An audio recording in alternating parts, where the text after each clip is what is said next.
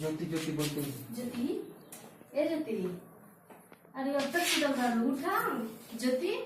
अरे दीपक तार मंदिर में इंतजार करता, उठा। ए कहीं ना देखो, उठ ना, उठ। उठ ना ज्योति।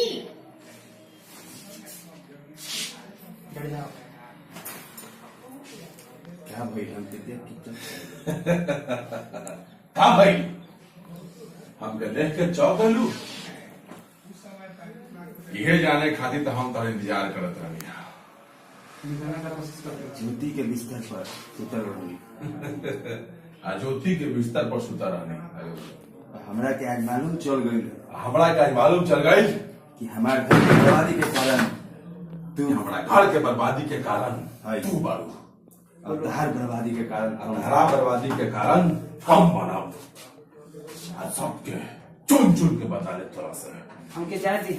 छोड़ी हमरे के जाए दी, चुप छोड़ी हमरे के जाए दी, चुप छोड़ी हमरे के जाए दी, छोड़ी चाहे तो के देव रानी छोड़ी हमरे के मैदान जाए की दी। लेकिन आज अपन सारा ज्योति, हाँ, ठीक छोड़ी है। हमरे, छोड़ी छोड़ी जाए दी। जाओ ज्योति, ज्योति, शैतान की कसम आज तो जवानी छोड़ी के हमरे के पानी जाए आज दी। नींबू जिसे निचोड़ के तोरा जवानी के चुट चुट के बदला ले। छोड़ी हमरे के जाए दी। ज्योति, ज्योति, चुप चुप छोड़ दी हमरे के, आज तोर आवाज सुने लगा केहू न आई।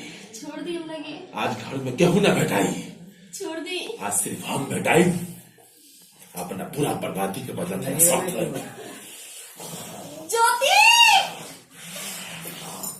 छोड़ दी हमरे के, चुप ज्योति, चुप जानता गाना। ज्योति, ज्योति,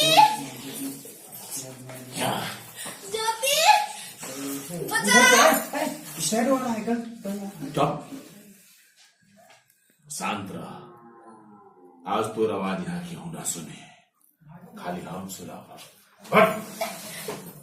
अच्छा बचने का प्रयास करो, बचने का प्रयास करो तुम अपने। हाँ घीचो घीचे घीचे घीचे।